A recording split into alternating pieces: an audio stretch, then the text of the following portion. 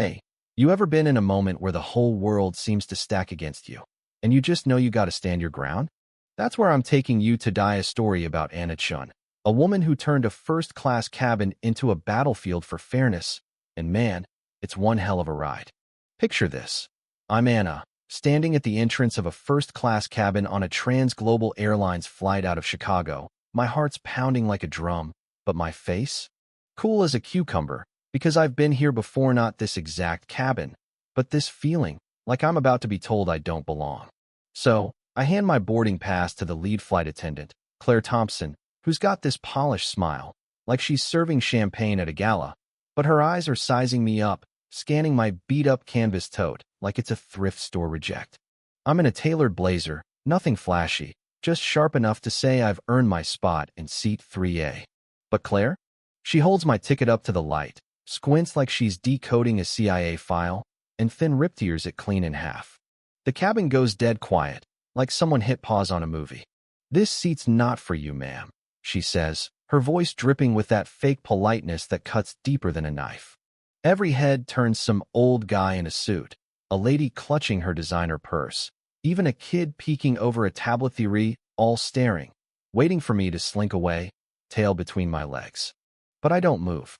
I've spent my whole life clawing my way into rooms like this, rooms where people look at me, a girl from a broke-ass apartment in Queens, daughter of a single mom who worked nights cleaning offices, and assume I'm out of place. Back in high school, my math teacher, Mrs. Keller, told me, "Stick to something practical, Anna. College isn't for girls like you." Those words burned, but they lit a fire too. I taught myself to code on a secondhand laptop, stayed up nights debugging until my fingers cramped, pitched my startup to suits who smirked like I was pitching a lemonade stand. Now, at 38, I'm the CEO of Skypulse Tech, running software that powers half the airlines in North America, and no one, not Claire, not anyone, is going to tell me I don't belong. I pull out the torn half of my ticket, hold it up so the gold foil of my Skypulse Elite badge catches the light. "Think you made a mistake, Claire?" I say, voice low, steady, like I'm negotiating a billion-dollar deal. Seat 3A, window side, paid for 8 weeks ago, confirmed, non-refundable. Her lips twitch, but she doesn't budge, just nods toward a couple of VIPSA woman in a silk scarf who's glaring like I spilled coffee on her Gucci, and a guy adjusting his Rolex, smirking like this is his personal entertainment. "You're upsetting our guests," Claire says, her tone sharp enough to slice through the cabin's hum. "Step aside, ma'am." I feel that old sting, the one from every boardroom where I was the only woman, the only Asian, the only one who didn't grow up with a trust fund. But then I catch a flicker from the corner of my eye, a kid, maybe 20, in a hoodie, holding up his phone, recording. That's Jamal Carter, a wannabe journalist with a knack for spotting a story. His lens is locked on me, and I know this isn't staying quiet. Behind the galley curtain, Maria Lopez, a senior ops officer with Transglobal, watches, her badge glinting, her eyes giving me a nod so subtle you'd miss it if you blinked. That's my cue. I slide my hand to my wrist, where a sleek titanium band custom-built by my team sits hidden under my cuff. One tap, and down in Skypulse Chicago data center, servers hum to life, rerouting commands, flipping switches no one in this cabin sees coming. The captain's voice crackles over the intercom, calm as ever. "Folks, bear with us for a quick systems update. We'll be ready to roll soon." Claire's smile falters. Her hand hovers like she's about to grab my arm. But I step forward, voice clear. "I'm not going anywhere, Claire. I paid for this seat, and I'm staying." The cabin's a pressure cooker now, whispers, glares, Jamal's camera clicking away. Claire's face tightens, and she hisses, "Ma'am, you're leaving? Or security's coming?" But I'm already 2 steps ahead. I tap my watch again, and the cabin screens flicker, then go dark. A beat later, they light up with Skypulse logo, a silver wing slashing across every monitor. Text scrolls, Transglobal Airlines acquired by Skypulse Tech for $1.8 billion. Welcome to the future. The cabin explodes, gasps, clinking glasses, the VIP lady's scarf slipping to the floor. Claire's clipboard hits the ground, her jaw slacks. "What, how?" she stammers, like she's watching her world unravel.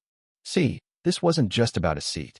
Transglobal's been bleeding money, cutting corners, and their reservation system? That's my software, my code, my leverage. I'd been planning this for months, seeding rumors, lining up bank loans, prepping my board. In London, my CFO, Tom Rivera, is pacing our office, watching stock tickers as TransGlobal's shares tank 15% in minutes. My COO, Priya Shah, is on a call with regulators, smoothing the way. Back here, Jamal's live stream is blowing up. TransGlobal takeover is trending, comments flooding in. She just owned them mid-flight. Maria steps out, hands me a tablet showing the deal's final confirmation, her eyes gleaming like we just pulled off a heist. Claire tries to recover, muttering, MS. Chun, I didn't know. I hold up a hand. No venom, just truth. It's not about you, Claire. It's about fairness. I'm here to make that right. The passengers, the ones who sneered, they're quiet now, some nodding, some clapping, like they're waking up to something bigger. The VIP lady looks away, her Rolex guy's smirk gone.